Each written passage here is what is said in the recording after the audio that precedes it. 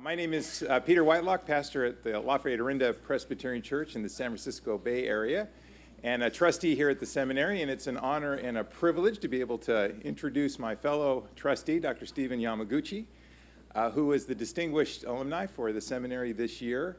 And that award is given to the person who exemplifies the mercy and the love of Jesus Christ in their life and ministry. And the Steve Yamaguchi that I've come to know over the years very much exemplifies those values. It's been a privilege to serve with him not only on the board here, but we actually met and became acquainted serving on the board of another seminary on the other coast in the San Francisco Bay Area. And it was there that shall go unnamed. I don't know. And it was there that I really became acquainted with his wisdom and his kindness and his thoughtfulness, and just always a pleasure to engage and to be part of conversations, particularly of a critical and an important nature. Since attending here and graduating with his Master's of Divinity, Steve has had a truly remarkable and diverse career, really quite entrepreneurial. He served as a pastor, assistant pastor in Tokyo at the Union Church, and also in Long Beach, and there was involved in renewal and revitalization congregational ministry that was nationally recognized and exceedingly well accomplished in that regard. And then he worked with another pastor, Steve Worth, to engineer a merger of two congregations coming from very different racial ethnic backgrounds. And Steve Worth, who was the pastor who did that work with Steve, sends his regards and acknowledgement of this award, Steve, and he wanted me to tell you how much he appreciated Steve's openness and fairness, especially during those negotiations and in building and establishing that church that is still vital and thriving to this day. From there, Steve received the sentence, or answered the call, we're not sure, to be the executive presbyter at Los Ranchos Presbytery, and there he was acknowledged, and this work even drifted north to us in the San Francisco Bay Area for how the Presbyterian congregational ministry can be more missionally effective in a changing culture, some truly remarkable and outstanding work there. And he shepherded that presbytery through a very difficult season, maybe something that we will refer to as the Queen did to some difficulties in England at one point as the recent unpleasantness. But in that process, he was fair to both sides and sought to seek reconciliation and a capacity to move forward. He then moved on to be the dean of students and assistant professor of pastoral theology and chaplain at another California seminary of some repute, Fuller Theological Seminary. And Mark Labberton, the president there, wanted to also extend his congratulations, Steve, and to make sure that you all understood how expansive Steve's view of the gospel is, the deep joy that he brings to faith, and that his understanding of the gospel, and only a seminary president can speak like this, is both cosmic and internal. And he said, Steve, you have an ocean for a soul. And I thought that was wonderful and so accurate. He's currently the transitional pastor at the historic Immanuel Presbyterian Church in Los Angeles. I could go on in extolling his virtues. His vita runs about 10 pages, and I'm not making that up, with his accomplishments and publications and the courses that he has taught. He lives with his wife Allison in Long Beach, along with their dog Kuma. They have 2 adult daughters. So, Stephen, congratulations and welcome.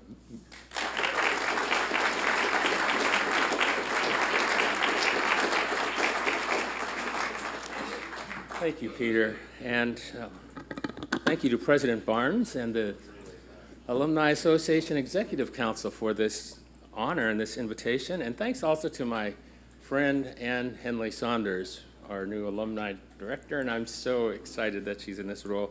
And she's been so supportive and such a good friend during my perplexity over this distinguished alumnus thing. President Barnes called in September. And he said, could I have a few minutes? I have something I want to ask. And I was a new trustee on the board, and I thought, surely this is board business. And he said, I have a message from the Alumni Association Executive Council. They would like me to extend this invitation. They would like you to accept the award as Distinguished Alumnus. And I started laughing and I said, that's silly. I've been on the Alumni Association Executive Council, and I've been a part of decisions of the people we choose for these awards, and there's a certain kind of person that does this. And I've nominated one, and in the recent years, I think about the previous recipients, a U.S. Navy Rear Admiral and a president of a seminary, and founders of movements that had global impact, and it happened that President Barnes caught me at a certain moment. I was preparing for a hiking vacation in Utah. So I literally was going to Zion. And I needed a refreshing break because it had been a difficult August. I was 11 months into a very rough interim pastorate. A few weeks earlier, the presbytery had replaced the session with an administrative commission. At the same time, they had removed me as the moderator of session. It got really quiet, didn't it? Now you're wondering, should we have gone to coffee this morning? A few months earlier, this bilingual congregation, Spanish-English, was experimenting with worship formats. And this particular Sunday in Lent, it was my time to preach in Spanish in the large space. We have 3 worship spaces. One holds about 170, the medium holds about 400, and the large one holds about 1,800. And at 10:30, I rose to deliver the call to worship in the large space in Spanish to one person. More people drifted in later, and it started to fill up a little, but the sight of that one man and 1,799 empty seats is seared in my memory. So, distinguished alumnus, huh? For 8 months now, I have pondered, what is it that makes us distinguished? When I left Princeton Seminary, I was full of hope and full of myself. I declined an offer to study here and to teach. A professor wanted me to stay and work on a PhD with that professor and teach in their department.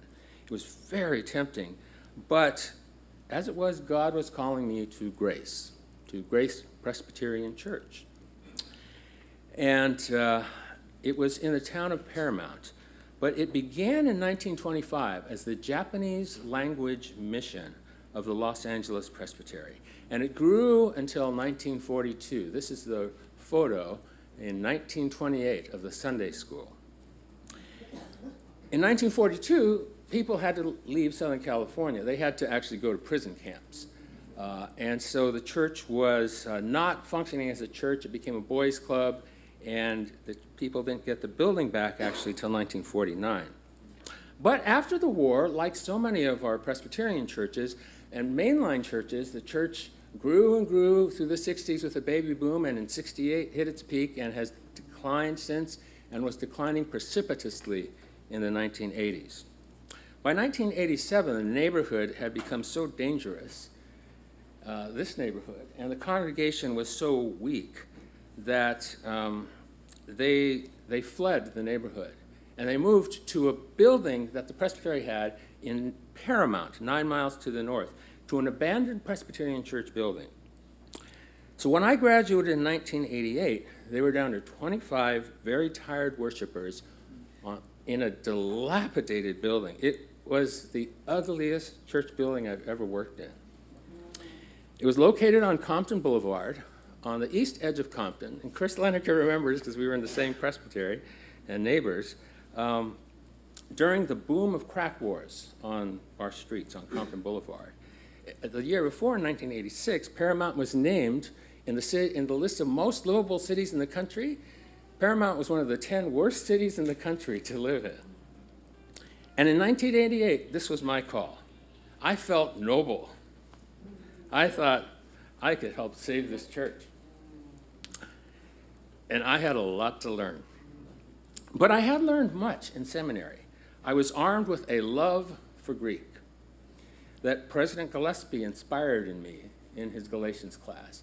I don't remember the details of the North and South Galatian theories, but I do still use that Greek every time I preach from the New Testament. I was gifted by Professor Jane Douglas, who helped me rethink Japanese American history by always asking the question, where are the voices of those who are not in the text because they're not the ones writing the history? By my second Sunday at the church, I knew almost all 25 people by name because 13 of them were on the pastor nominating committee. But that morning from the pulpit, it just smacked me between the eyes. I looked out, and just like my parents, almost all of the congregation had been incarcerated by their own government in horrible landscapes with no due process, no real accusations but suspicion. They lost everything. They were exiled, and they were getting older, and they'd never reflected on this theologically and biblically. So I had my marching orders right there. So I pulled out my Hebrew tools and got to work, and we explored stories of Exodus and exile and captivity, stories of how God is with God's people even when they are in loss, when they're in exile, and it was a profound theological reorientation for a congregation. In America, our people, and by that I mean Japanese American people, had been made to feel ashamed of their Japanese culture.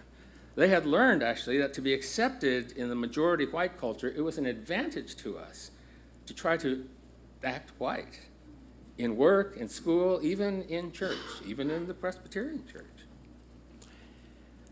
At this particular congregation, everything of value had been stolen. Office equipment, even the communion set had been stolen. Now, what do you do with little stolen communion cups? I don't know. But if you see someone on the street and they walk up to you and go, "Hey, want to buy some communion cups?" Let me know.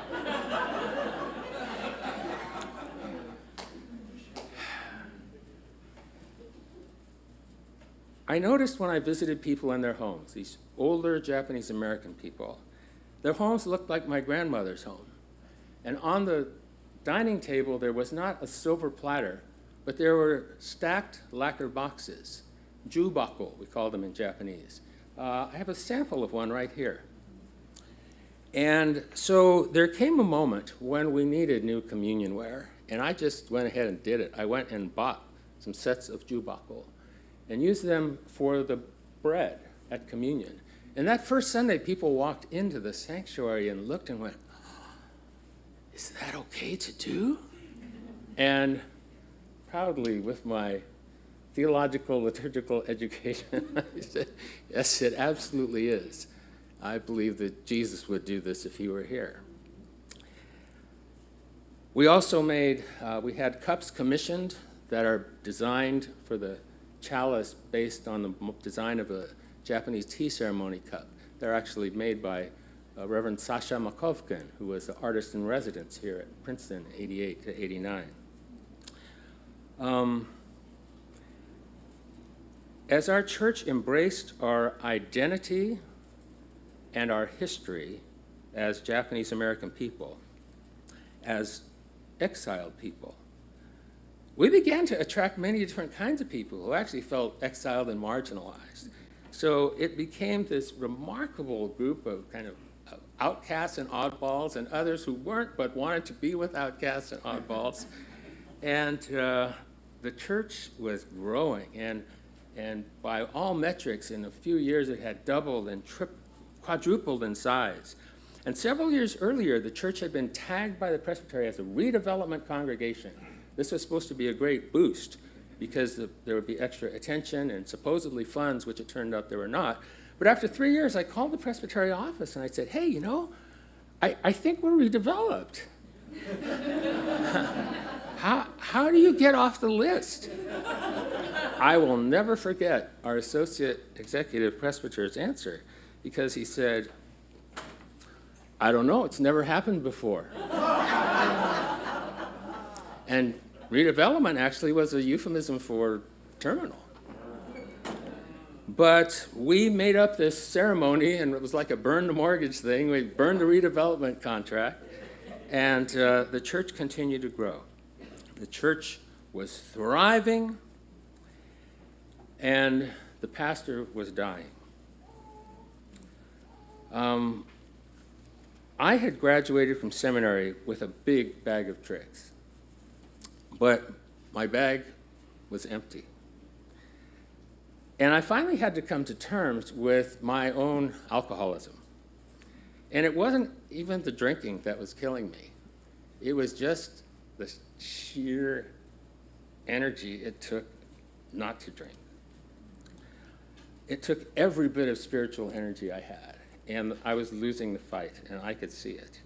I was emotionally and spiritually wrecked.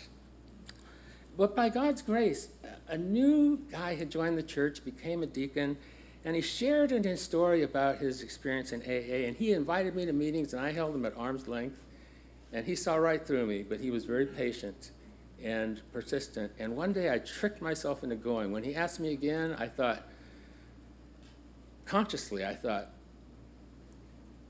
I bet I could help them. I'm a graduate of Princeton Theological Seminary. I could be their chaplain. So I said, I'll come, Ray. And I went to the meeting, and I heard my story in every one of their stories, no matter where they'd come from. And I devoured the big book that night, and I discovered I have something that explains me, and I have a people, and there's something I can do about this. And it began a remarkable journey of spiritual revitalization. Not knowing any better, so enthusiastic, after 2 weeks, I stepped into the pulpit. As an example of how emotionally messed up I was and out of touch with reality, it didn't occur to me that this was Mother's Day. I stepped into the pulpit and began my sermon enthusiastically declaring, "Hi, my name's Steve, and I'm an alcoholic." It was so quiet. Never heard it that quiet there.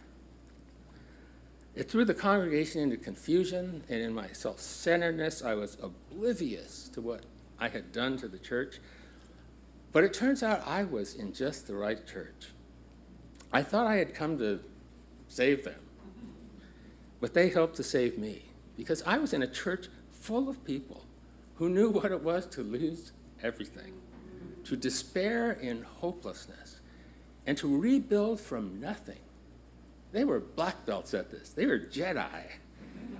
God had called me to exactly the right place for my healing. And it took a few years of extensive spiritual direction and psychotherapy and psychiatric treatment and meds and AA, which has worked for me. For me, it's been like the gospel for dummies. 12 steps that helped me experience so palpably the love of Jesus I had talked about, taught about, studied, could write and preach about. I still attend. My home group is in Compton. This Easter was my 25th birthday, and I am so grateful to be an alcoholic. Thank you. So I want to tell you a fishing story. A few years ago, an orthodontist in our church, our orthodontist, took me on a trip up to northwest British Columbia to the most beautiful fishing I've ever experienced. Sorry. It was the most beautiful fishing day I've ever experienced. We're spey casting, this Scottish technique, two-handed. Oh, thank you. And it was my day to be alone with a guide. just the guide and I, standing this deep in this beautiful river, 100 feet wide. Gray skies overhead with bald eagles soaring in the air. In the woods off the banks, we could hear and sometimes see moose rustling in the woods. There was a fox playing on the shore behind us. The guide said, "Hey, look, fox." There were bears playing up the stream. And it was the most beautiful, idyllic fishing day I've ever had. It was a glorious day. I will always remember it. But that evening, I went back to the lodge. We went back to the lodge, and at dinner time, the chef at the lodge had prepared this beautiful meal, and I was in my bunk retching. I was just sick, and I didn't know what was wrong with me. And the little group of us, 6 Japanese and Japanese-American doctors and this poor pastor who got brought along as a gift, one doctor from Japan looked at me and said, "I think you're dehydrated." And I thought, how could I be dehydrated? I was standing in water all day. It was raining on me all day long. I was surrounded by water. I had a bottle of water in my chest waders. And then it occurred to me that I didn't drink all day. And what struck me about that is that really was my pastoral experience also. I had become a master at serving water. At teaching about water, helping other people to drink water. I just didn't know how to drink, not for myself. And the 12 steps helped me learn to drink and helped me realize that you can be surrounded by water and dying of thirst, which is a peril that all of us face in our ministry, I think, as we serve the living water.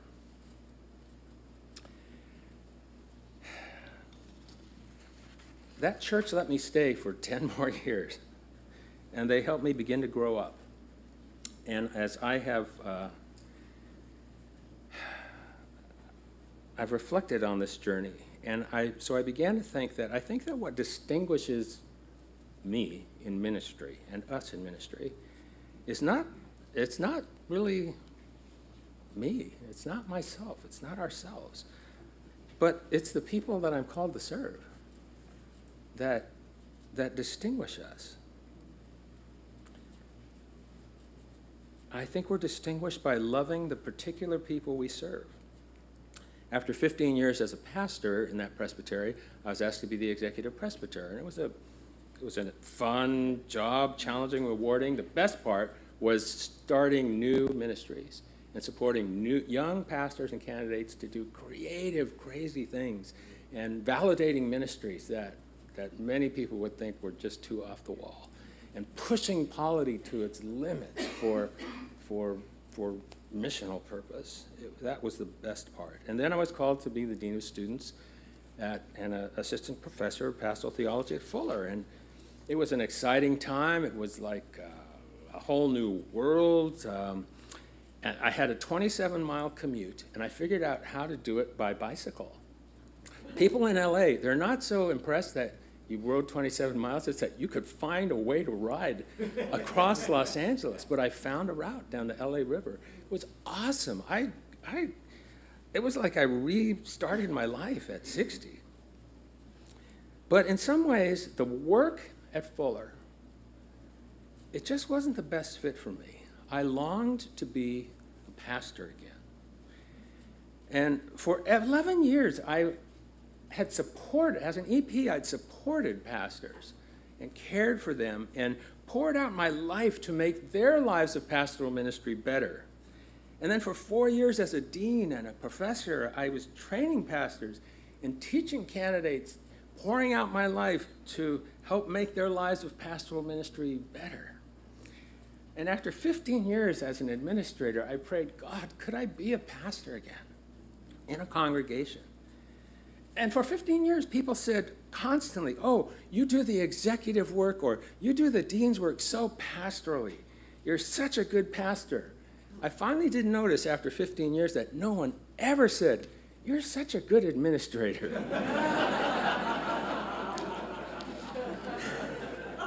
So I prayed. I prayed for 3 things. 3 things that might be in the church that I might get to serve. One, that it would be in the heart of a city, a very urban city. I grew up in the city. I love the city. So I interviewed in several churches across the country. 2, that I might serve a congregation that was at the end of its rope, that was on the brink of death, that was almost out of business. But 3, and very related to 2, is that the congregation would admit that it was at the end of its rope and be open to God doing some wild resurrection thing like they'd never seen before. That's a pretty 12-steppy kind of view of church life, but that's where I'm coming from. I dearly love big cities, and I have watched big old Presbyterian churches in downtowns decline until they are sold off. There are a few exceptions, like my friend Michael Lindvall as pastor, but I think we desperately need new models and new stories and new imagination, or we will lose, and we will continue to abandon our mission and lose our place in our old downtowns. And so I ended up at Immanuel Presbyterian Church in the heart of Los Angeles. It is exactly 1 mile from where I was born. It's just a few miles north of where I grew up in Los Angeles, South Central Los Angeles. It's in Koreatown. Within a 2-mile radius from the church reside 376,000 people. 3 miles, it's 637,000 people. 25% are Asian ancestry in Koreatown. 61% are Hispanic Latinx. The church is this cathedral that seats 1,800. It was built by the wealthy and powerful of Los Angeles in the 1920s.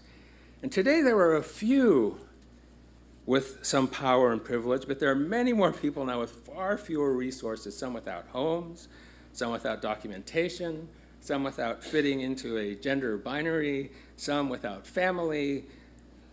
The church board and the church session was so tired. And they had been barely hanging on. So many things had been neglected. And the session just did not have the capacity to make decisions anymore. They were stuck. And the session was at odds with the staff. The church was at the end of its rope. But one of the gifts of the presbytery was to come alongside the congregation with this blue ribbon administrative commission. And they came alongside just to help and to support, not to take over, but just to be an encouragement and practical support. They were super competent and generous with their time and so helpful. They were all ministers and elders from other churches. And for 9 months, they walked alongside Immanuel, providing love and support. But after my first 9 months, I could not see a way forward in this church.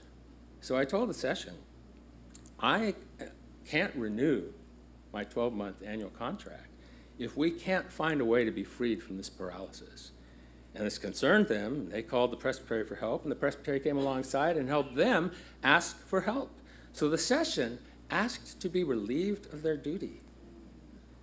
And the presbytery agreed and asked this blue ribbon team alongside if they would become the session.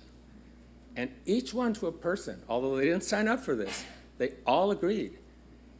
And so with a flick of a switch, we went from a paralyzed session to the most amazing, competent session I have ever worked with. Plus, though, to give me a spell of relief in that season, the presbytery also provided a gifted moderator for the session, so I could get out of that fire for a while. And this person has become a dear friend and colleague. And our session meetings have gone from being excruciating and acrimonious to being invigorating and fun and filled with laughter and hope. It's quite an amazing thing. There have been many, many painful choices we've had to make in this process, and the church is reeling from loss. But we're getting to a sustainable place. We're actually making progress, and the possibilities in this neighborhood are unlimited. Our neighbors experiencing homelessness are are transforming from being recipients of handouts that they were to becoming leaders in the church's ministry. Beloved members of the community. We're engaging local artists with our beautiful space and filmmakers, and we're rebuilding a new community of worship and faith and mission, and it is the hardest thing I've ever done. It is. But it is the most fun I've ever had. I have never had more fun. I drive into the center of LA from my home in Long Beach, and I just get giddy when I get near the church. So thankful to be in the city, to be in this ministry, to be in this place. But distinguished. When the session got replaced and I got removed as moderator of session, is this the stuff of distinguished alumni? So I want to share just one more story with you that helps me understand what I believe it is that makes us distinguished. What makes each of us, you and me, the distinguished ministers and alumni that you and I are. I never wanted to go to Arkansas. I intended to avoid it all my life. To me, Arkansas meant suffering, deprivation, shame, and death. Because it was where the prison camps were, where my mother lived during World War II. But 2 years ago, I was invited to join the faculty of the Presbyterian Credo program, which has been a tremendous gift. And my first conference was to be at the center in Little Rock, Arkansas. So I decided to bite the bullet, and I went 3 days early to Little Rock. And I was going to go visit the place where my mother lived. So, one historical point, my mom in 1942 had to report for camp on 4 days' notice, had to liquidate everything and show up not knowing where they were going or how long they would be gone. And they had to report on the day before Easter. They drove their own car to the Santa Anita racetrack, where they lived in horse stalls for 6 months. At the peak of the summer, in the summer heat, there were 19,000 Japanese American people living in the Santa Anita racetrack in Arcadia, California. After 6 months of living in the horse stalls, they were shipped by old trains pulled out of mothballs to Arkansas. And now I was going to Arkansas, to a little town called McGee, which is between where the two camps were. About 30 miles apart, McGee's right in the middle. There's a little museum there that I went to visit on a Saturday morning. And then I visited the campsites. Now, it happened that the Credo Conference was beginning the day after Easter. So I was in McGee the day before Easter, 75 years after my mothership reported. I went and visited the campsite. There's a cemetery there that is still preserved.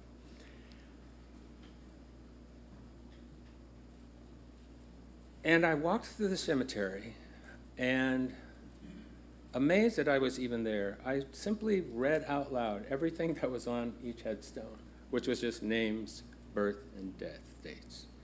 I read them all in Japanese, prayed for each person, and then I just laid myself down on the ground, looking up the sky for I have no idea how long. And I wept and I prayed. And then I got in my rental car and called my mom and said, "You're not going to believe where I am, but I think I'm right near your block at Roar at the camp." And she confirmed that that was where she lived. I drove around the property, which is just fields now, except for a little residential street that was built on the former prison campsite. And there was a Kelso Baptist Church there. And the sign said, "Kelso Baptist Church, worship at 10:55 a.m. It just caught my attention. I thought, 10:55. It was a permanent sign. Okay. So the next morning, I woke up and worshiped at the First Presbyterian Church of McGee. And it took about 45 minutes. And by 10 o'clock, I was free. Everybody had worshiped and gone home on Easter. So I thought, I have time to go to Kelso Baptist Church, which meets at 10:55. So I jumped in my car, drove out to the campsite, and I was thinking, I want to hear the resurrection proclaimed on this property. So I showed up and was greeted, and during the passing of the peace time, a couple of women approached me and said, "Hi, what are you doing? How are you? What brings you here?" And I said, "Well, my mother used to live here." And they smiled and they said, "Oh, we thought that might be why you're here. We're so glad you're here." And after worship, they found me, and we talked and got to know each other and shared stories. And after everyone else had gone home to Easter dinner, they stayed for an hour with me. And they explained the camp space to me. And it turns out it was a mother and a daughter. And the mother had married into the family that has the farm right next to the cemetery outside the camp. And they became friends. And I was so grateful for that encounter and to worship with Christians and to hear that story. And I went back to McGee that evening, and I treated myself to dinner at the only restaurant open in McGee, which was Subway. Subway with a Pizza Hut in it. And I was thankful for that meal and that day. And in the morning, my phone rang, and it was the daughter. It says, "Have you gone to Little Rock yet? My mom has something she wants to give you." And so I said, "No, I'm still here. Can we meet you at the cemetery?" "Okay, I'll come." So I got in my car, drove to the cemetery, and the mother was there, and she had a notebook of papers. And she said, "My mother wants to give this to you." And the mother, Trish, said, "These are pictures and articles I've been collecting about the camp for years. We've always wondered what happened to those people. We're so glad to know you, and I want to give these to you to give to your mother. I want your mother to have them." And then she said, "I bought some pans from my neighbor at a yard sale, and the neighbor got them from the kitchen in the camp. And I bought 3 of them, but I gave 2 to the museum." And I said, "I saw them in the museum. I remember these 2 aluminum bowls." And she goes, "Yes, I bought 3 and I kept 1, but I want you to have 1." So this is it.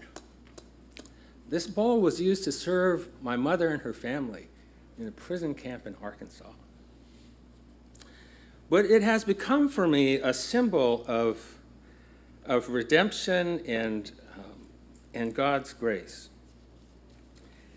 And I took this with me to the Cradle Conference, and when we had communion, we used this as the paten, actually. We served the bread from this after I had explained the story of the bowl. And we've used it also for the bread at the table at Immanuel now. What strikes me is that this seems to me very much like Paul's image in 2 Corinthians 4 of this treasure we have in earthen vessels. And what distinguishes this aluminum bowl is the story of where it's been and the people it has served and the suffering it has known, the suffering it's seen, and the gifts that it bears. And so, last night, yesterday evening, in the president's residence at Spring Hill, Mrs. Barnes and I baked cookies. And I want you to have cookies that we baked. And I want you to handle this bowl. I want you to receive this. So we can just pass that around, and when it empties, we'll refill it.